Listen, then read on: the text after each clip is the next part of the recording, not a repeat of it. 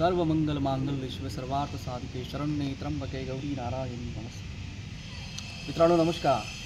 वंदे मातरम. भारत माता की जय. छत्रपति शिवाजी महाराज की जय. धर्मवीर छत्रपति संभाजी महाराज की जय. राजमाता जिजाऊ यांना मानाचा मुद्रा. शतशत नमन. मित्रांनो, मराठ्यांचा इतिहास, महाराष्ट्राचा गौरवशाली इतिहास यावर आपण अनेक भागांमध्ये चर्चा केलेली आहे. आजच्या भागात आपण शहाजीराजे आणि शतकानुशतकाचा अंधार दूर करणारा एक राजा जन्माला आला, जो हिंदू तो बादशाह झाला. 300 वर्षाचा अंधार ज्याच्यामुळे गेला ते छत्रपती शिवाजी महाराज, त्यांचा जन्म, या विषयावर आपण आज चर्चा करणार आहोत. मित्रांनो, जेव्हा निजामशहाच्या दरबारामध्ये निजामशहाचं दर्शन घेण्यासाठी, बादशाचं दर्शन घेण्यासाठी जिजाऊ माँसाहेब यांचे वडील लखोजी जाधव आणि त्यांची 3 मुलं गेलेली होती. बादशाह त्या ठिकाणी षडयंत्र करून तिथं बसला होता. अत्यंत रागाने बघणारा बादशाला लखोजी जाधवांनी वाकून कुर्णिसात केला आणि बादशाह अचानकपणे उठून गेला. बादशाह उठून जाताच त्या ठिकाणी जे मारेकरी होते, सरदार उभे राहिले होते, स्तब्ध उभे राहिलेले सरदार अचानकपणे लखोजी जाधव आणि त्यांच्या 3 मुलांवर तुटून पडले आणि त्या ठिकाणी काही क्षणातच लखोजी जाधव आणि त्यांची 3 मुलं रक्ताच्या थारोळ्यामध्ये, त्या सरोवरामध्ये पडली. रक्ताचा सरोवरच झाला होता आणि त्यामध्ये शूरवीर पराक्रमी निजामशाहीतला सर्वात मोठा सरदार, ज्याने निजामशाही वाढवण्यासाठी, निजामशाहीला चांगले दिवस आणण्यासाठी अनेक लढायांमध्ये सहभाग घेतला, पराक्रम गाजवला, अशा पराक्रमी लखोजी जाधवांचा आणि त्यांच्या 3 मुलांचा देह, शरडाचे तुकडे त्या रक्ताच्या सरोवरात पडले होते. ही बातमी वाऱ्यासारखी सर्व पसरली आणि पायथ्याला, त्या दौलताबाद गडाच्या पायथ्याला जिजाबाई यांच्या, म्हणजे जिजाऊ माँसाहेबांच्या आई गिरजाबाई आणि लखोजी जाधवांचा भाऊ जगदेव आणि त्यांचा लखोजी जाधवांचा मुलगा म्हणजे माँसाहेब जिजाऊ यांचा भाऊ बहादूर यांना ही बातमी कळताच आता आपली इज्जत, आपली आबरू याच्यावरती घाला होऊ शकतो, आपल्यालाही ठार मारले जाऊ शकतो आणि म्हणून ते लपत छपत धावत पळत तिथून निसटले आणि सिंदखेडला जाऊन पोचले. ही बातमी जेव्हा राजमाता जिजाऊ यांना लागली तेव्हा डोंगर कोसळावा असं हे दुःख आणि प्रचंड मोठं यातना आणि दुःख सहन करण्याची ताकद परमेश्वराने राजमाता जिजाऊ यांना दिलेली होती की काय. संपूर्ण त्यांचं कुटुंबच संपलं होतं. 3 भाऊ आणि वडील मारले गेले आणि शूरवीर पराक्रमी पुरुष जेव्हा षडयंत्र करून मारला जातो तेव्हा फार दुःख होतं. शूर योद्धा जो असतो तो रणांगणात जर मारला गेला तर त्याचं शौर्य असतं, पराक्रम असतं आणि त्याचं तेज कायम राहतं. पण षडयंत्र करून जर कोणी जर त्याचा घात केला तर दुःख होतं, यातना होतात. तळपायाची आग मस्तकात जात होती आणि मस्तकातून ती राजमाता जिजाऊंच्या उदरापर्यंत पोचत होती. उदरात वाढणाऱ्या त्या बाळराजांच्या मुठी सुडाने आवळल्या जात होत्या. सुलतानांचे जे अत्याचार आहे, या अत्याचाराने 300 वर्ष महाराष्ट्र अतोनात यातना सहन करत होता आणि त्या यातनांच्या ज्या अंतिम अशा शेवटच्या ज्या कळा आहेत त्या बाळराजांपर्यंत पोहोचत होत्या. आणि जर एवढा मोठा सरदार जर त्या ठिकाणी असा विश्वासघाताने मारला जात असेल तर सर्वांसाठी एक त्यातून बोध घेण्यासारखी गोष्ट होती की मराठ्यांनी त्या काळात बोध घ्यायला हवा होता की कितीही करा, बादशांसाठी आपण कितीही चांगल्या प्रकारे चाकरी केली, गुलामगिरी केली, निष्ठेने काम केलं तरी सुद्धा जेव्हा वेळ येईल तेव्हा हा बादशाह आपल्याला त्याच्या स्वार्थासाठी सुळावर चढवेल. बादशाह विरुद्ध आपल्याला ब्र काढता येत नाही. गुलामगिरीत आपल्याला गुलाम म्हणूनच राहता येतो, त्याच्या व्यतिरिक्त काही करता येत नाही. स्वामीनिष्ठ राहणं, गुलाम बनणं, चाकरी करणं एवढंच आपल्या नशिबी आहे. आपण स्वामी होऊ शकत नाही. ही गुलामी भावना मराठ्यांना कुठेतरी आहे ना जाचक होती किंवा त्यांच्या आणि जो समाज होता, मराठा समाज होता, यांच्या दुःखाला कारणीभूत ती गुलामगिरीची भावना होती. जेव्हा शहाजीराजांना हे कळालं तेव्हा त्यांनाही फार दुःख वाटलं की एवढ्या पराक्रमी आपला सासरा आणि त्याचा घात करून, विश्वासघात करून, कपटाने जर त्यांचा वध केला जात असेल तर अशा ह्या निजामशाहीच्या बरोबर आपण राज्य करायचं नाही, त्यांच्याबरोबर आपण काम नाही करायचं. त्यांच्या दरबारात आपण सरदार म्हणून का जायचं? काय करावं? निजामशाही सोडायची आहे. आदिलशाहीत तर ते जाऊन आले होते. निजामशाहीला कंटाळून ते आदिलशाहीत गेले, आदिलशाहीला कंटाळून ते परत निजामशाहीत आले. आता निजामशाहीला पण त्यांना खूप तिरस्कार निजामशाहीचा आला होता, कारण लखोजी जाधवांचा झालेला अंत, दुर्दैवी अंत. आणि मग काय करायचं त्या विचारात आहे ना शहाजीराजे होते. आणि अचानकपणे त्यांनी एक निर्णय घेतला, धाडसी निर्णय. त्या काळामध्ये बादशाहच्या विरोधामध्ये ब्र काढणं किंवा बादशाहच्या विरोधामध्ये लढाई उभी करणं, बादशाहच्या विरोधामध्ये जाऊन एखादं षडयंत्र रचणं किंवा एखादा बादशाहचा मुलूक आपण जिंकणं म्हणजे बादशाहच्या विरोधामध्ये बंड करण्यासारखं होतं. आणि जो बंड करेल त्याला त्याच्या कुटुंबासकट त्या ठिकाणी नेस्तानुभूत केलं जात होतं, त्याच्या घराची राख रांगोळी केली जात होती. तरीसुद्धा शहाजीराजांनी एक निर्णय घेतला. त्यांनी ठरवलं, महाराष्ट्र आपला, राज्य आपलं, लोक आपली, प्रांत आपला, मनगट आपली, तलवार आपली, आपलं स्वराज्य, आपलं स्वराज्य, आपलं राज्य, देव देश धर्माचं राज्य. त्या ठिकाणी सर्वांना न्याय मिळेल, त्या ठिकाणी सर्वांना न्याय मिळेल. गोर गरीब जनता आनंदाने आणि सुखाने नांदेल असं राज्य निर्माण करायचं. त्या दृष्टिकोनातून शहाजीराजांनी धावपळ सुरू केली आणि पुण्या प्रांतामध्ये ते पोचले. पुण्याजवळचा सगळा भाग त्यांनी, मोठा भाग त्यांनी प्रांत जिंकून घेतला. ही धावपळ लढाईची धामधूम चालू होती. पण अशा अवस्थेमध्ये माँसाहेब गरोदर होत्या. त्यांची काळजी त्यांना फार लागली होती. ह्या मोकळ्या मैदानामध्ये माँसाहेबांना ठेवणं, जिजाबाईंना ठेवणं फार घातक होतं.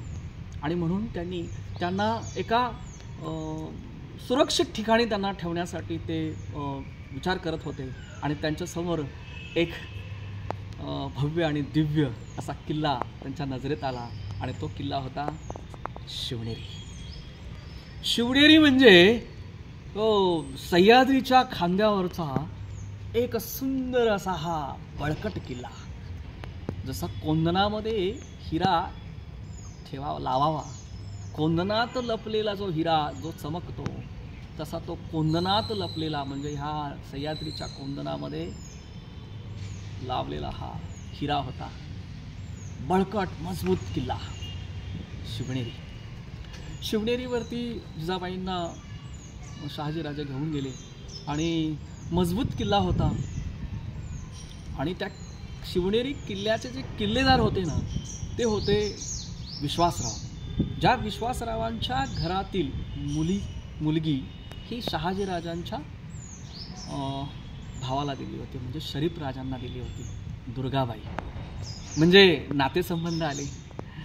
आणि मग नात्यातला व्यक्ती, विश्वासाचा व्यक्ती, नावच विश्वासराव, त्यांच्याकडे ते जिजाबाईंना घेऊन गेले. आणि अत्यंत अवघड अशी ही परिस्थिती. आणि त्या परिस्थितीत सुद्धा जिजाबाईंची पूर्ण काळजी घेण्याची जबाबदारी विश्वासरावांनी घेतली, आनंदाने घेतली. जिजाबाईंना ते शिवनेरीवरती त्यांनी ठेवलं.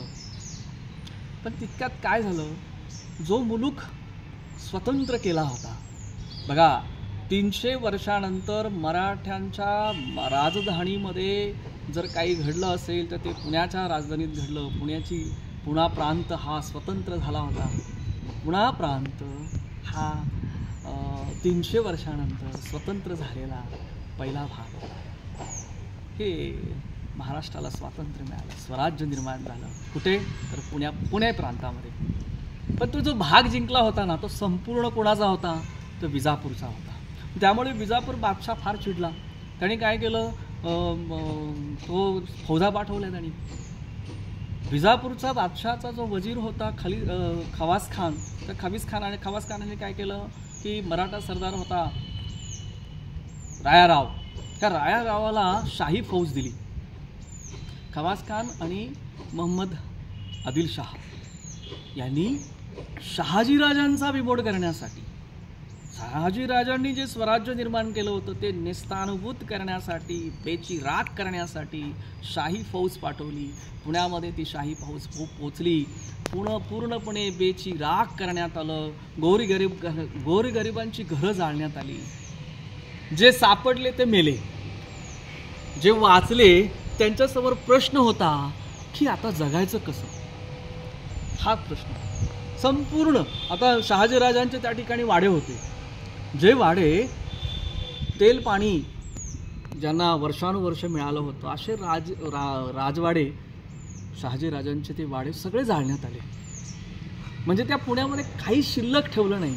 आणि शेवटी ह्या आदिलशहाच्या फौजांनी त्या ठिकाणी काय केलं, एक फुटकी कवडी आणि फाटलेली चप्पल आहे त्या ठिकाणी अडकवली. तो एक संदेश होता की या ठिकाणी शहाजी राजांचं स्वराज्य पूर्णपणे संपलेलं आहे, बेचिराख झालेला आहे. इथे पुन्हा दिवा लागणार नाही, इथे कोणीही परत राहायला येऊ नका. अशा प्रकारे स्वराज्याची सुरुवात झाली आणि स्वराज्याचा त्या ठिकाणी अंतही त्याच वेगाने परत त्या ठिकाणी झाला. आता शहाजीराजांपुढे दुसरा प्रश्न निर्माण झाला की आता जायचं कुठे. तर शहाजीराजांना बघा, सर सलामत तो पगडिया हजार, जिंदा रहेंगे तो और भी लढेंगे है ना. मग शहाजीराजांनी काय केलं, अजमर खान नावाचा एक सरदार होता मोगलशाहीतला, त्याच्याकडे अर्ज केला. तो अर्ज त्याच्या माध्यमातून मोगल बादशाह शहाजहानकडे पाठवला. शहाजहाननी लगेच शूरवीर पराक्रमी सरदाराला आपल्याबरोबर घेतलं. आदिलशाह निजामशाह याच्या विरुद्ध लढायला त्यांना सरदार हवा होता. शहाजीराजांच्या रूपाने तो मिळाला. शहाजीराजांना त्यांनी लगेच दरबारी घेतलं, 5,000 मनसबदारी दिली. मनसबदारी दिली आणि शहाजीराजे मोगलशाहीमध्ये दाखल झाले. आता जेव्हा शहाजीराजे मोगलशाहीत गेले त्यावेळेचा जो काळ आहे, म्हणजे आता शहाजीराजांकडे तसं काय जबाबदारी त्या ठिकाणी मिळायला हवी, तर आदिलशाह आणि निजामशाहच्या विरोधात लढण्याची जबाबदारी. मग दिल्लीवरून म्हणजे बादशाहच्या विरोधात बंड करून जो एक दर्या खान रोहिला नावाचा तो पठाण त्या ठिकाणी आला होता आणि त्याच्या विरुद्ध त्याचा बंदोबस्त करण्याची जबाबदारी शहाजीराजांना मिळाली. आता बघा, शहाजीराजे त्या ठिकाणी गेले. जिजाबाई मासाहेब गडावर आहेत. त्या काळामध्ये मराठी समाज किंवा महाराष्ट्राची अवस्था काय होती, सण उत्सव मोठ्या प्रमाणात साजरे होत होते. पण ते साजरे होत असताना गोरगरीब जनतेच्या काय भावना असतील, काय भावना होत्या.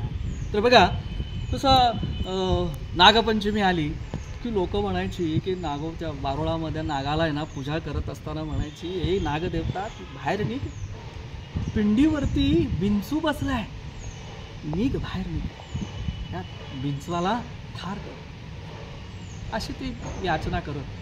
त्यानंतर गणपती उत्सव यायचे. गणपती उत्सवात सुद्धा लपून छपून त्या ठिकाणी गौरी गणपतीचे सण साजरे केले जायचे आणि माहेरी आलेल्या ज्या आया बहिणी असायच्या ते गणपतीला आणि मातेला, गौऱ्या मातेला खूप विनवणी करत, माते आमचं जे कुंकू आहे ते कुंकू बळकट कर, आम्हाला धैर्य दे, आम्हाला सामर्थ्य दे, आम्हाला जगण्यासाठी मार्ग दाखव, हे ना. आम्हाला या सुलतानशाहीपासून वाचव. हे क्रूर सुलतान आमच्या अब्रूवरती हल्ला करतात, आमचं रक्षण कर. अशा प्रकारची ती याचना ते गौरीला करत होते. त्यानंतर दसरा सण आपण साजरा करतो. दसऱ्याचा जेव्हा त्या ठिकाणी होम असतो, त्या होमामध्ये आहुती वगैरे दिली जाते, तर त्या ठिकाणी गूळ आणि खोबऱ्याचा प्रसाद त्या ठिकाणी दिला जातो. तर त्या ठिकाणी चिडलेली पोरं म्हणायची, बाबा आईला रणचंडिका आहे, ती महिषासुरमर्दिनी आहे, तिला गूळ खोबरं नको आहे हो, तिला मुंडकी हवीत, मुंडकी. काय क्रूर अत्याचारी राक्षसांची मुंडकी तिला हवीत, असं ते रागाने ते तरुण म्हणत. त्यावेळेस तो जे म्हातारी लोक असायची, वयस्कर लोक असायची, ते घाबरून जात आणि ते तरुणांना म्हणत, गप्प बसा रे पोरांनो, गप्प बसा. बादशाच्या एखाद्या सरदाराने ऐकलं तर आपलं काही खरं नाही, हे ना. धडगू आपलं कापलं जाईल, ठार मारलं जाईल आपल्याला. शांत बसा, शांत बसा, योग्य वेळेची वाट बघा. तर नंतर दसऱ्याचा सण मला माहिती आहे. आता देवी आणि दुर्गादेवीचा उत्सव, शेवटच्या दिवशी दसरा. आणि दसरा आला की आपण सीमा उल्लंघन करतो. मग घोडे असे फुरफुरायचे, आता काहीतरी लढायला जायचं, आपल्याला अत्याचाराविरुद्ध लढायचं आहे, अन्यायाविरुद्ध लढायचं आहे, राक्षसांचा नायनाट करायचा आहे वगैरे वगैरे. पण काही क्षणातच त्याची फुरफुरलेली घोडी होती ना, ते माना खाली टाकत. कारण बादशाच्या विरोधात, क्रूर बादशाच्या, निजामशहाच्या विरोधात, आदिलशहाच्या विरोधात, कुतुबशहाच्या विरोधात, त्या मोगलांच्या विरोधात कोण लढणार? लढला, ब्र काढला तर तुमचा संपूर्णपणे सत्यानाश होतो. पुन्हा ती घोडी मान खाली टाकत. तर बघा, तसे मराठे वीर पराक्रमी होते, शूर होते, मरहट्टे, मरतील पण हटत नाहीत. आणि मराठ्यांसाठी घोडा, ते घोड्यावरचं ऐकणे, घोड्यावर बसणं, तलवार, हेच त्यांच्यासाठी संपूर्ण त्यांचं साम्राज्यच आहे. ते घोडा, घोड्यावरचं खोगीर आणि तलवार हेच त्यांचं दैवत आहे. आणि घोडा आणि तलवार त्याचं दैवत आहे, त्याला कसली भीती. परंतु जेव्हा भीती इथं असते ना, हृदयात असते, मनात असते, तेव्हा मनगटातली ताकद कुठेतरी कमजोर होते. आणि तीच त्या ठिकाणी झाली होती. बघा, आता दसरा संपला, असे सणामागून सण येत होते आणि ते सण जात होते. दिवाळी आली, दिवाळी काळोखात आली आणि काळोखात गेली. गोरगरिबांची दिवाळी काय असणार, कशी साजरी करावी त्यांनी, हा मोठा प्रश्न त्यांच्यासमोर होता. त्या नरकासुरास मारायचं कसं? कारण तो जिवंत आहे, आम्ही नाही मारू शकत, त्याला दैवी पुरुष हवा आहे. साक्षात रणचंडिकेने आलं पाहिजे, त्या आई भवानीने या ठिकाणी प्रत्यक्ष आला तरच तो महिषासूर, तो जो चंडमुंड जे आहेत त्यांना मारता येईल. आमच्याकडे ती ताकद नाही आहे. तो नरकासूर जिवंत असताना दिवाळी कशी साजरी व्हायची? तर अशा प्रकारे कार्तिक महिना आला की पंढरीला, कार्तिकेला, आषाढीला पंढरपूरला वैष्णवांचा मेळा गोळा व्हायचा.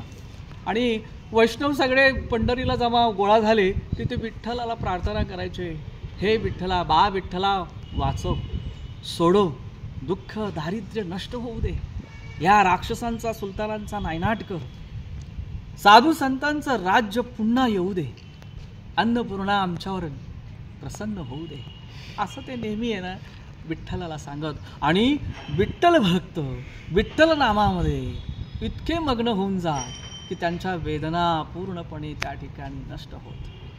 आणि तिथे हळूच ते विठ्ठलाला पुन्हा प्रार्थना करत, हे विठ्ठला, तू दिलेलं वचन विसरू नकोस.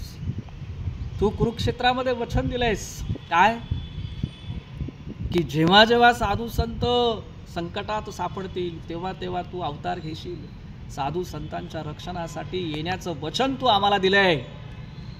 आणि ते वचन तुझ्या लक्षात आहे ना? यदा यदा ही धर्मस्य आहे ना, ग्लानिर्भवति भारत. मग हे जेव्हा जेव्हा जेव्हा जेव्हा अत्याचार वाढेल, जेव्हा जेव्हा या ठिकाणी राक्षसांचं हैदोस निर्माण होईल आणि राक्षसांचं राज्य निर्माण होईल, तेव्हा तेव्हा त्या क्रूर राक्षसांचा वध करण्यासाठी तू जन्म घेणार होतास आणि आमचं साधू संतांचा, तू भक्तांचा तू रक्षण करणार होता, हे तू वचन दिलं होतंस, ते विसरू नकोस. तर ते विठ्ठलाला प्रार्थना करत, त्याच्या वचनाच्या संदर्भात त्याला सांगत आणि पुढे आपण सण असेच गोरगरिबांचे हे जे सण आहेत त्या उत्सवामध्ये कुठेतरी दुःखी मनावरती फुंकर पडत असे, आनंदाचा एक क्षण निर्माण होत असे, कुटुंब सगळे एकत्र होत असे. आता संक्रांती आली की संक्रांतीला काय करायचे, संक्रांती तर प्रत्येक वेळेला कशावरती येत असते आणि ती 300 वर्ष झाली फक्त ती तोफेवरतीच येत होती आणि त्या तलवारीच्या टोकावरतीच येत होती. तोफ आणि तलवार एवढेच दोनच गोष्टी ह्या महाराष्ट्राला माहीत होत्या. तोफेचे गोळे हे पडत होते, तलवारीने त्यांच्या माना कापल्या जात होत्या, मंदिरं नष्ट होत होती आणि पूर्णपणे महाराष्ट्राची लूटच चालू होती. गोरगरीब जनतेची गाडगी मडकी फुटत होती. तर अशा प्रकारचा हा महाराष्ट्र त्या काळामध्ये. त्यामुळे संक्रांती येते आणि संक्रांतीला गोडगोड घ्या आहे ना, तिळगुळ घ्या, गोडगोड बोला. बोलायचं कोणाशी? कोण आहे गोड ज्याच्याशी बोलायला होईल? आपलं तोंड गोड असायला हवं, समोरच्याचं तोंड गोड व्हायला हवं, परंतु तो दुःखाचा काळ. तर अशा प्रकारे हे सण जेव्हा शिवरात्री येत असे तेव्हा जंगम असतील किंवा पुजारी असतील ते शंख फुकायचे, ते परमेश्वराला म्हणायचे, हर हर महादेव, हर हर महादेव, हे परमेश्वरा ये धाव, आम्हाला सोडव, हर हर महादेव, संकटातून वाचव, ह्या राक्षसांचा वध करण्यासाठी धावून ये. बरं ह्याच काळात जर आहे की नाही, जर आपले शहाजीराजांचे जे वडील मालोजी राजे जर असते ना, तर त्यांनी अक्षरशः आहे ना त्या शिवपिंडीला मिठीच मारली असती आणि त्या शिवपिंडीला मिठी मारून ते महादेवाला म्हणाले असते, हे परमेश्वरा, हे महादेवा, काय कर, तू ह्या अंत बघू नकोस, आता खूप झाले अत्याचार, आता अंत बघू नकोस. ही पृथ्वी पूर्णपणे आहे ना ह्या यवनांनी व्यापलेली आहे, राक्षसांनी व्यापलेली आहे, संकटाने त्रासाने व्यापलेली आहे. ह्या जनतेला, ह्या रयतेला सुख नावाची चीज माहिती नाही. तू काय कर, आमची जिजाऊ गरोदर आहे,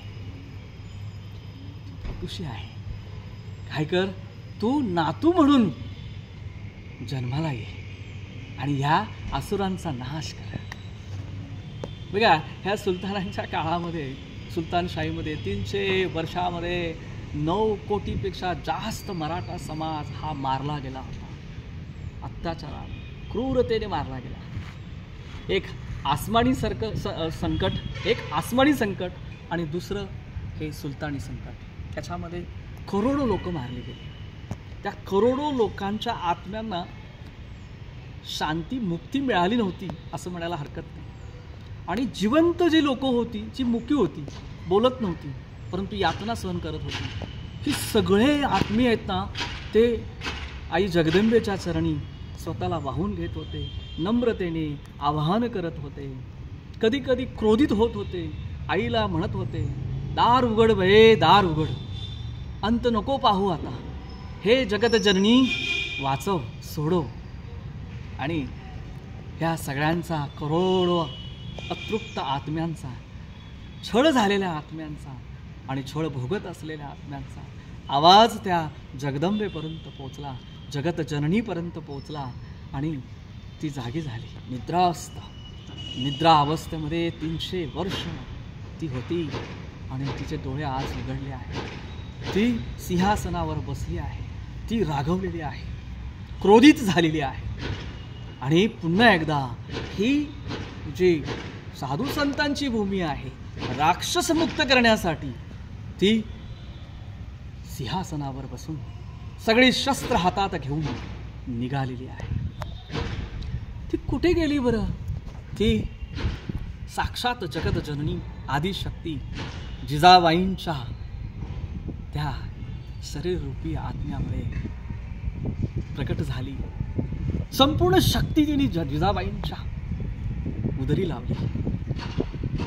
जिजाबाईंच्या उदरामध्ये वाढ होत होती बाळाची. आणि तोच होता जो ह्या शत्रूंचा, ह्या यवनांचा, या क्रूर अत्याचारी सुलतानांचा नायनाट करणारा होता. लगबग सुरू होती. गडावरती सगळेजण जिजाबाईंच्या सेवेसाठी सगळेजण रात्रंदिवस काम त्या ठिकाणी करत होते, सेवा करत होते, काळजी घेत होते. खूप काळजी घेणारी लोक शहाजीराजांनी त्यांचे जुने जाणते अत्यंत विद्वान लोक जिजाबाईंच्या सेवेसाठी तिथं ठेवली होती. विश्वासराव होते, आया बहिणी त्या ठिकाणी, आया बापड्या ज्या जुन्या होत्या महिला त्या ठिकाणी त्यांच्या सेवा करण्यासाठी तत्पर त्या ठिकाणी होत्या. आणि ज्या ठिकाणी ज्या बाळांतपण होणार होतं ती खोली त्या ठिकाणी काय केली, चुनखळी होती, त्या चुनखळी लावून पांढरी शुभ्र अशी ती खोलीला रंग देण्यात आला. आणि त्या कुंकुवानी शुभचिन्ह बऱ्याच ठिकाणी असे शुभचिन्ह काढण्यात आले. दरवाजाला पडदा, झरोके होते, त्या झरोक्याला पडदे, अशी सुंदर अशी ती बाळातपणांची जी खोली आहे ती सजवण्यात आली. बाळांतपण ज्या ठिकाणी होणार आहे ती जागा स्वच्छ करण्यात आली. आणि तो दिवस उजडला. तो दिवस होता फाल्गुन वद्य तृतीया, शुक्रवार 19 फेब्रुवारी 1630 पहाट. बघा, रात्रीचे जे तारे होते, चांदण्या होत्या, त्या हळूहळू लुप्त व्हायला लागल्या. प्रभेचे बाण सोडत विनाश, बघा, अंधाराचा विनाश करत, प्रभेचे बाण सोडत अंधाराचा विनाश करत उषा प्रत्युषा क्षितिजावर आल्या. बाळ सूर्याचा रथ क्षितिजावर आला. अरे, सर्व ठिकाणी आनंद झाला. पशु पक्षी आनंदले. वारा जो शिळ घालत होता आज तो जणू काही श्रीकृष्णाची मधुर बासरी वाजावी अशा प्रकारे तो आवाज करत होता. पशु पक्षी जणू काही आज सुंदर मधुर अशा आवाजात गाणं गात होत्या. वा, इथे पण पक्षी आलेला आहे. तर पशु पक्षी या ठिकाणी आनंदित झाले होते आणि आनंद त्या ठिकाणी पसरला होता. आता ठिकाणी तो दिवस आपण ज्या ठिकाणी बघतोय की जिजाबाईंना ज्या किल्ल्यावर ठेवलेला आहे त्याच किल्ल्याच्या संदर्भात थोडीशी माहिती तुम्हाला मी देतो. हा शिवनेरी किल्ला आहे की नाही, हा शिवनेरी किल्ला 8 दिशांना, शिवनेरी किल्ल्याच्या 8 दिशांना प्रशांत पवित्र स्थानं आहेत. कोणती स्थानं? तर बघा, भीमाशंकर म्हणजे 12 ज्योतिर्लिंगापैकी एक ज्योतिर्लिंग, 12 ज्योतिर्लिंगापैकी एक ज्योतिर्लिंग भीमाशंकर त्या ठिकाणी आहे. ओझरचा गणपती, विघ्नहर्ता ओझरचा गणपती आहे. नंतर लेण्याद्रीचा गणपती आहे त्या ठिकाणी. त्या ठिकाणी नाणेघाट आहे. नाणेघाटामध्ये कुकडेश्वर आहे. त्या लेण्यांमध्ये अंबिका आहे, खंडोबा आहे आणि त्या ठिकाणी काळभैरव आहे आणि डोंगरावरती तुळजाभवानी आहे. म्हणजे सर्व देवी देवतांनी हा संपूर्ण परिसर 8 दिशा व्यापलेल्या आहेत. आणि नाणेघाट किंवा तो परिसर जर बघितला, किल्ल्याभोवतीचा परिसर जर बघितला तर तो संपूर्ण झाडांनी व्यापलेला आहे. म्हणजे प्रचंड असे झाडं झुडपं जंगलाने व्यापलेलं आहे. आणि त्या ठिकाणी खूप वाघ आहेत, प्रचंड मोठ्या प्रमाणात त्या ठिकाणी वाघांचा संचार आहे. आणि भीमाशंकर पूर्णपणे झाडांनी झाकलेला आहे. सुंदर असं वातावरण त्या ठिकाणी आहे. आणि गडाच्या चारी बाजूनी जर बघितलं तर 4 नद्या वाहत आहेत गडांच्या भोवतीने. आता गडाच्या भोवतीने 4 नद्या, जसं एका नदीचं नाव आहे मीना, नंतर पुष्पलता, मांडवी आणि कुकडेश्वरी म्हणजे कुकडी नदी. ह्या 4 नद्या त्या गडाच्या भोवतीने वाहत आहेत. म्हणजे काय नाही आहे तिथे, सर्व आहे. 8 दिशांनी देवता त्या ठिकाणी उपस्थित आहेत आणि 8 दिशांना असणाऱ्या देवता जणू काही आज जो फाल्गुन वद्य तृतीयाचा दिवस अत्यंत शुभ दिवस आहे, ह्या दिवशी बाळ राजाचा जन्म होणार आहे आणि त्याला आशीर्वाद देण्यासाठी सर्व त्या ठिकाणी आतुरलेले होते. अशी ती एक मंगलमय असा तो दिवस होता, प्रसंग होता. जिजाबाईंना त्या बाळंतपण खोलीमध्ये नेण्यात आलं. सुईणी, नंतर जे काही वैद्य होते त्या सगळ्यांची धावपळ सुरू झाली. कुळबिनी होत्या, त्यांची धावपळ सुरू झाली. आणि पहाट अत्यंत रमणीय अशी पहाट, सर्व ठिकाणी सुख, शांती, समाधान, आनंद होता. निसर्ग अत्यंत प्रसन्न होता. तो दिवस घटका मागून घटका सरत गेल्या आणि घटका मागून घटका सरत दिवस मावळला, अंधार पडला आणि पडदा हल्ला आणि त्या सुईणी धावत पडत बाहेर आल्या. सगळ्यांच्या चेहऱ्यावरती आतुरता होती, उत्कंठा होती, आनंद होता आणि भीतीही होती. काय झालं म्हणजे चांगलं झालं का वाईट झालं, असं एक भीती असते. आणि ज्यांना म्हणजे विश्वासरावांना फार मोठी जबाबदारी होती की शहाजी राजांची पत्नी म्हणजे साक्षात ती काय होती, राणी होती, महाराणी. त्यांची सेवा करण्याचं भाग्य त्यांना मिळालं होतं आणि कुठल्याही प्रकारचा अघटित होता कामा नये याची चिंता त्यांना होती. ती सुईणी बाहेर धावत आली. सगळ्यांनी विचारलं काय झालं, आहे ना व्यवस्थित सगळं, आहे ना, काय झालं. बाळ झाला, मुलगा झाला आणि आनंद झाला. सगळे जे त्या ठिकाणी बाया बापड्या होत्या, जे वयस्कर माणसं होती, विश्वासराव होते, त्या सगळ्यांच्या चेहऱ्यावरती आनंद असा ओसांडून वाहत होता. आणि त्या ठिकाणी बाळाचा जन्म झाला, आनंद झाला. या 8 दिशांना असणारे सर्व दैवत आनंदित झाली.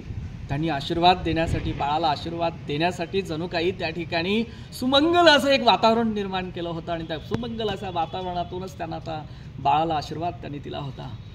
गडावरती सणही चौघडे वाजू लागले, आनंदमय असं वातावरण निर्माण झालं. साखर वाटण्यात आली, गोड झालं, गोडधोड जेवण करण्यात आलं, सगळ्यांना गोडधोड जेवण मिळालं आणि त्या ठिकाणी आनंदी उत्सव सुरू झाला. राजे त्यावेळेस, शहाजी राजे त्यावेळेस तो दर्याखान रोहिला होता, याच्याबरोबर लढण्यामध्ये व्यस्त होते. त्यांनाही साखरेची थैली पाठवण्यात आली की मुलगा झाला आहे तुम्हाला या गडावरती. शहाजी राजांचे पिढीजात जे उपाध्याय आहेत आर्वीकर म्हणून, ते आर्वीकर गडावरच होते.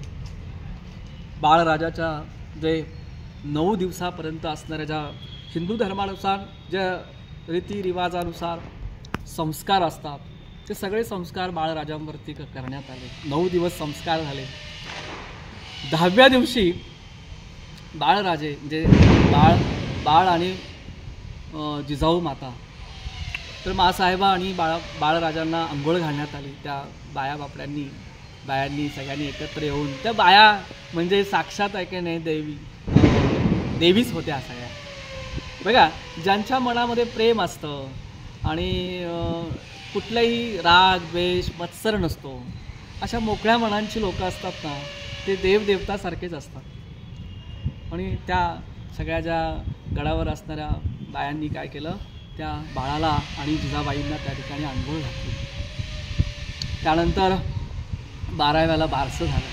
बारशासाठी खूप धामधूम झाली आणि खूप धामधुमीत बारसं त्या ठिकाणी नियोजित करण्यात आलं.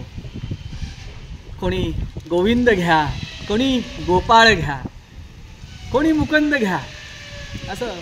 आणि त्या गडावरती सगळ्या त्या बाया काय म्हणू लागल्या, त्या बाया पाळणा म्हणू लागल्या, ईश्वराची आराधना करू लागल्या, मंगल गीतं झाली. आणि हे सगळं होत असताना आनंदी वातावरण होतं. बाळराजाचं नाव काय ठेवायचं असा एका महिलेने विचारलं आणि त्या विचारता क्षणी त्या ठिकाणी आवाज आला, शिवाजी. बाळाचं नाव काय ठेवायचं? शिवाजी, शिवाजी, शिवाजी. आणि सगळ्या ठिकाणी प्रत्येकीच्या तोंडात काय नाव आलं? शिवाजी, शिवाजी, शिवाजी, शिवाजी. तर का शिवाजी नाव ठेवलं? कारण त्यांचा जन्म ज्या किल्ल्यावर झाला ती शिवनेरी किल्ला, शिवनेरी. आणि त्या गडावरती बघा, त्या शिवनेरी किल्ल्याच्या 8 दिशांना देवता आहेत आणि गडावर शिवाई मंदिर आहे, शिवाई देवीचं मंदिर आहे. शिवनेरी शिवाई देवीचं मंदिर. आणि त्यावरून बाळाचं नाव ठेवलं शिवाजी. शिवाजी ही 3 अक्षरं तुम्हाला दिसतात, पण ह्या 3 अक्षरामध्ये महाभारत आहे, रामायण आहे, महाभारत आहे, भगवद्गीता, सगळंच काही त्यामध्ये सामावलेलं आहे. कारण तोच शूर पराक्रमी पुरुष आहे जो अत्याचारी ह्या राक्षसांचा नायनाट करणार आहे. आणि त्या बालकास आशीर्वाद देण्यासाठी संपूर्ण जीवसृष्टी आतुरलेली होती. त्या ठिकाणी प्रत्येकाने त्या बाळराजाला आशीर्वाद दिलेले आहेत. आणि असा तो बारशाचा म्हणजे तो गड, शिवनेरी गडाने राजांचं बारसं जेवलं. आपण म्हणतो ना, तुझं बारसं जेवलं आम्ही, तर गडाने बारसं जेवलं. गडावरती गंगा जमुनाच्या टाक्या होत्या, जणू काही त्या गंगा जमुना तिथे वाहत होत्या. 4 नद्या आहे ना त्या किल्ल्याच्या बाजूने भोवतीने वाहत होत्या.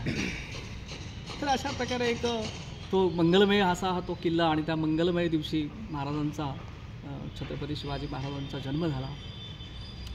उषक्काल झाला, 300 वर्षाचा अंधार संपला, प्रकाश, शुभ असा प्रकाश सर्वत्र पसरला. आता माँसाहेब आणि बाळराजे यांना सूर्यदर्शन घडवायचं होतं. सूर्यदर्शनाचा एक विधी असतो. तर आर्वीकरांनी एक शुभमुहूर्त बघितला आणि त्या शुभमुहूर्तावरती बाळराजे आणि जिजाबाईंना सूर्याचं दर्शन करायचं होतं. ते अंधाऱ्या खोलीत होते, ते बाळंतपणाच्या खोलीमध्ये ते आहेत. मग एक दिवस शुभ दिवस निवडण्यात आला आणि मग जिजाबाईंनी बाळाला हातात घेतलं आणि अंधारातून प्रथमच प्रकाशात आणलं. आणि एका सूर्याचा दुसऱ्या सूर्याशी त्या ठिकाणी काय झाला, सामना झाला. एका सूर्याने दुसऱ्या सूर्याला बघितलं, सूर्यदर्शन झालं. तेजस्वी असं सूर्यदर्शन.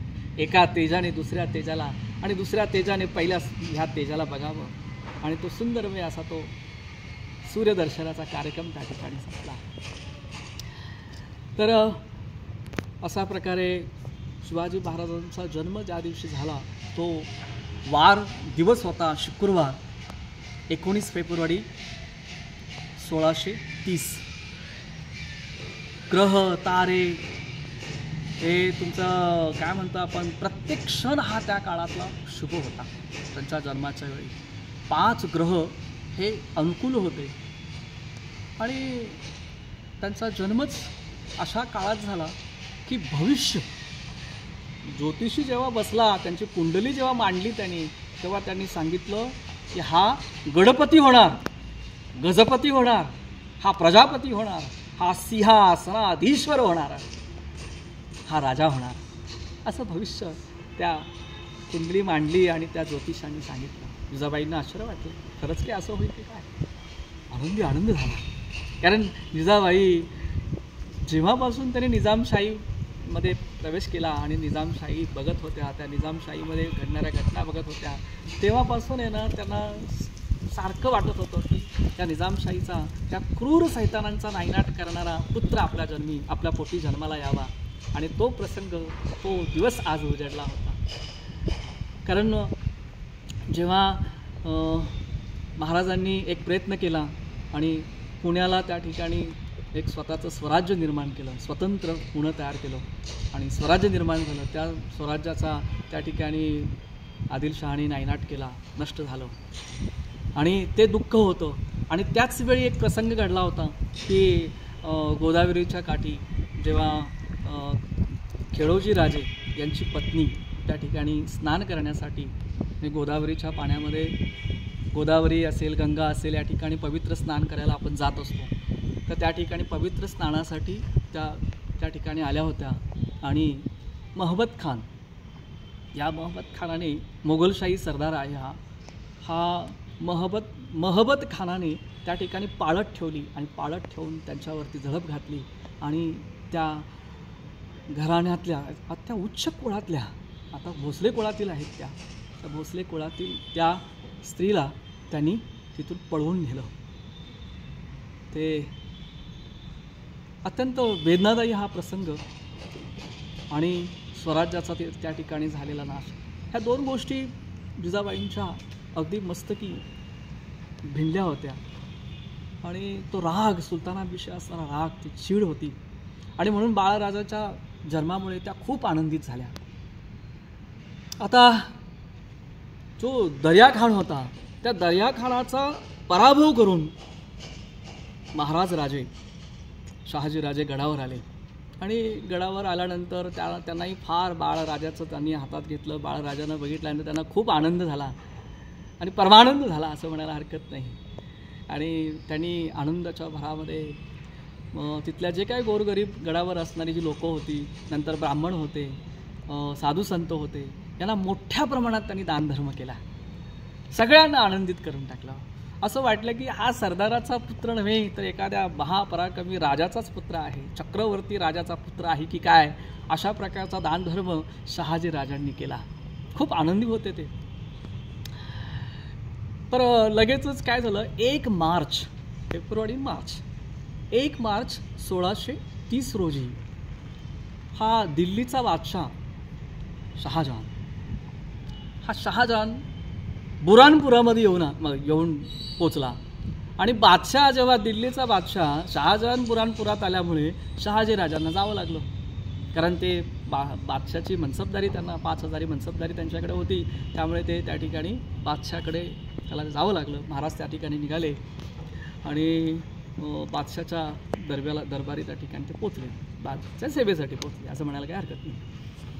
आता बादशाची एक प्रचंड, जसे ते अकबराची होती, शहाजहानची होती, नंतर जो सलीम होता, म्हणजे अकबर, सलीम, नंतर हा शहाजहान, या सगळ्यांची एकच इच्छा होती की दख्खणीवरती विजय मिळवायचा.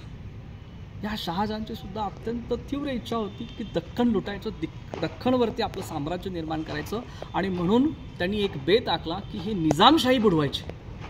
आता निजामशाही बुडवायची आहे हा विषय जेव्हा समोर आला, तेव्हा शहाजी राजांनी मोगलाई सोडली आणि परत आहे ना निजामशाही वाचवण्यासाठी निजामशाहीकडे गेले. कारण निजामशाही वाचली तर महाराष्ट्र वाचला. कारण एकदा का मोगल इथे आले तर काय होणार, दिल्लीचा बादशाह इथे येऊन राज्य करणार, तो मराठ्यांसाठी धोकादायकच होता. आणि आज तो निजामशाही गिळंकृत करतोय, उद्या महाराष्ट्र तो खाऊन टाकेल, नष्ट करून टाकेल.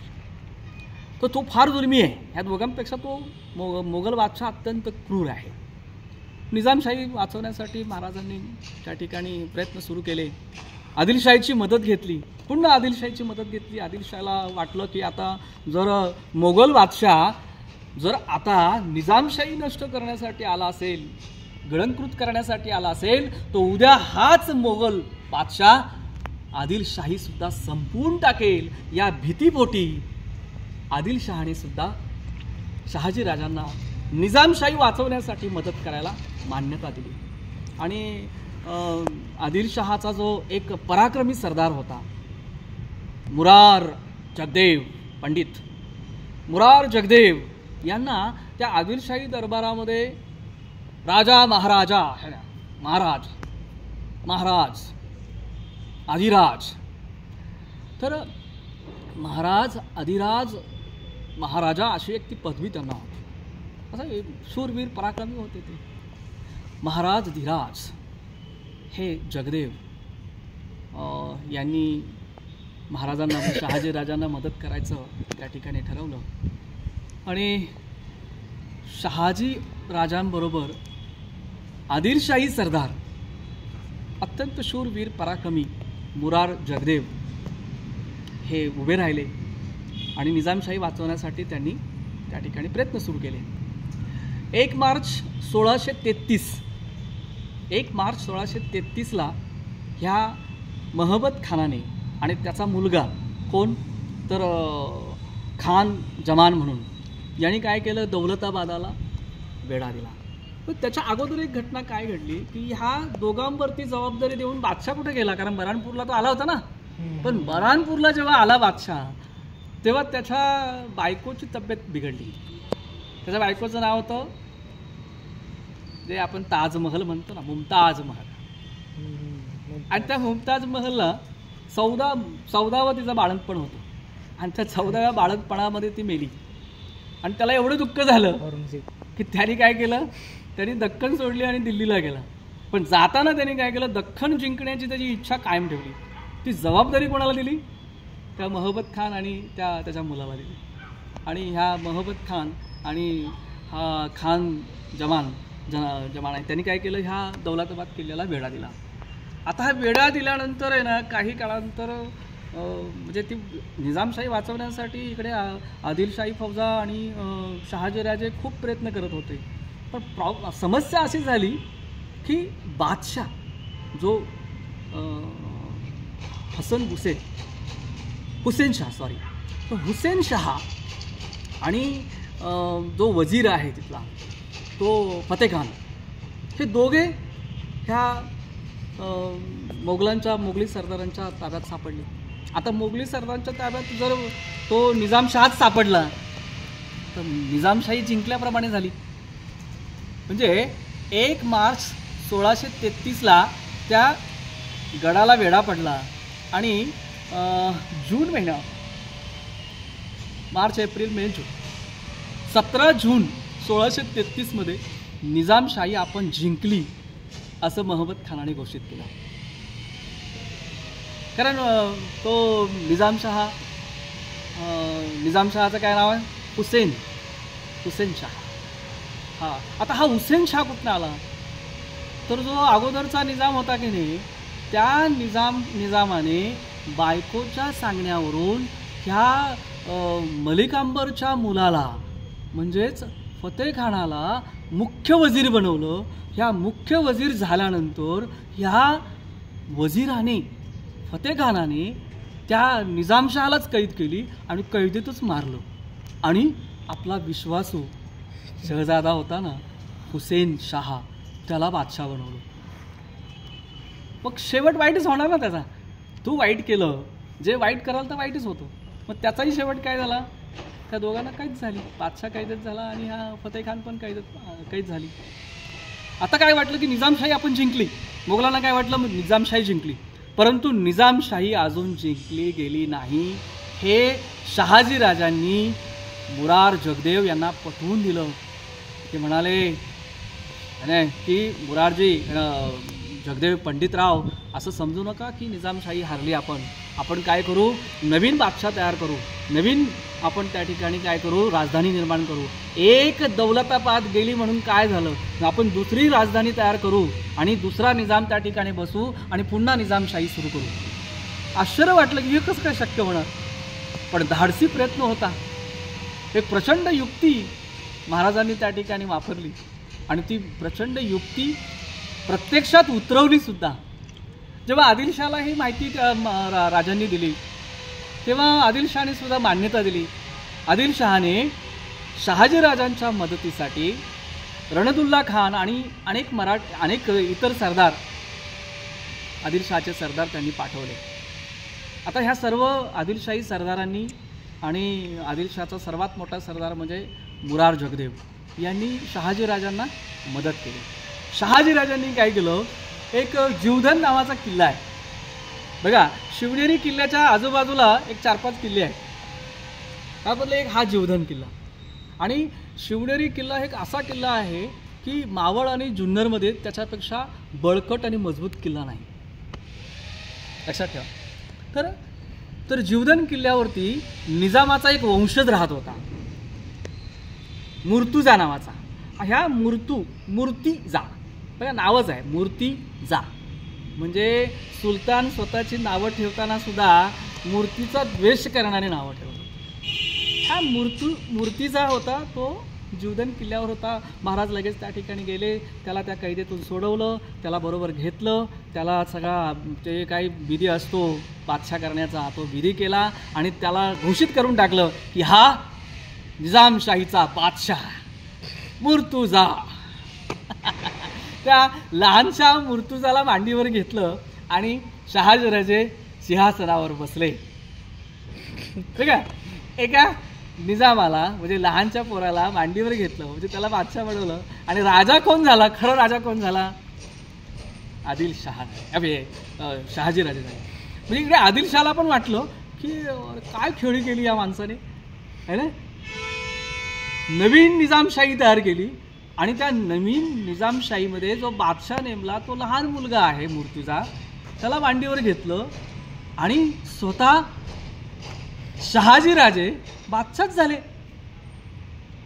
झाले ना. काय युक्ती वापरली, तो आदिलशहा पण तिथं खुश झाला आहे का नाही. आणि त्या ठिकाणी राज्य सुरू झालं आणि जितके निजामशाहीचे जेवढे भाग प्रांत मोगलांनी जिंकून घेतले होते ना, ते सगळे मोगलांकडून परत त्यांनी आहे ना काबीज केले, परत त्यांनी जिंकून घेतले सगळे प्रांत जिंकून. आणि मोठा भूभाग हा निजामशाहीकडे परत आला आणि अशा प्रकारे निजामशाही परत शहाजीराजांनी जिवंत केली. आता हे जे मुरार जगदेव पंडित राजाधिराज ही त्यांना पदवी आहे, त्यांच्या मनात एक प्रचंड मोठी एक इच्छा होती की आपल्याला काय करायचं आहे, आपल्याला तुळादान करायचं आहे. आणि मग तो सूर्यग्रहणाचा दिवस आहे, त्या दिवशी त्या काळामध्ये त्यांनी काय केलेलं आहे, एक पुण्यापासून एक गाव आहे 10 किलोमीटर अंतरावरती नागरगाव. त्या नागरगावामध्ये तुळादानाचा कार्यक्रम झाला. 24 प्रकारच्या वेगवेगळ्या वस्तूंनी मुरार जगदेव यांची तुळा करण्यात आली आणि त्या 24 वेगवेगळ्या वस्तू त्यांच्या वजनाच्या वस्तू ह्या वेगवेगळ्या प्रकारच्या विद्वानांना, गोरगरिबांना, समाजातील जे वेगवेगळे तज्ज्ञ लोक होती त्या तज्ज्ञ लोकांना, गोरगरिबांना वाटण्यात आला. हे पुण्यदान करण्याचं काम म्हणजे देवगिरी राजा असताना, देवगिरीचं राज्य असताना त्यावेळेस असे तुळादान व्हायचे आणि गोरगरिबांना अशा प्रकारे धनधान्य आणि वेगवेगळ्या प्रकारच्या वस्तू तुळा झालं दान म्हणजे तुळा झाल्यानंतर ते एका ठिकाणी वस्तू आणि एका ठिकाणी ती व्यक्ती बसायची, त्याच्या व्यक्तीच्या वजना इतकी ती वस्तू असायची आणि मग ती वस्तू सगळ्यांमध्ये वाटायची. सोनं, चांदी, मग त्यामध्ये अन्न, धान्य, कपडे, 14 वेगवेगळ्या प्रकारच्या वस्तू आणि ह्या सगळ्या वस्तू काय केल्या त्या ठिकाणी वाटण्यात आल्या. लोक आनंदित झाले. पुन्हा आहे ना देवगिरीचं राज्य लोकांना आठवलं आणि मुरार जगदेव यांनी ज्या ठिकाणी हे तुळादान केलं, सर्वात मोठं तुळादान झालं, त्या नागर गावाचं नाव पुढे तुळापूर झालं. काय झालं, तुळापूर. भीमा इंद्रायणी काठी तुळापूर आहे. तर असं शहाजीराजांचा इतिहास गौरवशाली आहे, पराक्रमी आहे. ते विद्वान आहेत, ते पंडित आहेत, ते शास्त्रशुद्ध संस्कृत जाणतात, ते शस्त्र जाणतात. म्हणजे शहाजीराजे हे स्वतः एक साम्राज्य होतं. शहाजीराजे स्वतः एक साम्राज्य होतं आणि निजामशाही स्वतः चालवल्यामुळे त्यांच्याकडे खूप जुने जाणती लोक तयार झाली. त्यांच्या हाताखाली जी लोक तयार झाली त्याच लोकांचा पुढे शिवाजी महाराजांना खूप फायदा झाला स्वराज्य निर्माण करण्यासाठी. तर बघा असा हा शिवाजी महाराजांचा जन्म आणि त्यानंतर आपण शहाजीराजांचं कर्तबगारी बघितली. आणि या शिवनेरीवरून आहे ना जेव्हा माँसाहेब हे सगळे बघत होत्या ना ते त्यांना फार अभिमान वाटत होता की आपल्या पतीने काय केलेलं आहे, एक साम्राज्य निर्माण केलेलं आहे, ते पराक्रम करत आहे. त्यांचं राजकारण, त्यांचा पराक्रम बघून जिजाबाईंना फार आनंद होत होता. तर पुढे निजामशाही, सुलतानशाही नष्ट करण्यासाठी छत्रपती शिवाजी महाराजांचं राजकारण, त्यांचं दूरदृष्टी, त्यांचं व्यूहरचना, त्यांचं युद्धनीती, त्यांची न्यायनीती, त्यांचं राजकारण यावर आपण पुढच्या भागात आपण चर्चा करूया. या ठिकाणी थांबूया. जय हिंद, जय महाराष्ट्र, जय हिंदुस्तान.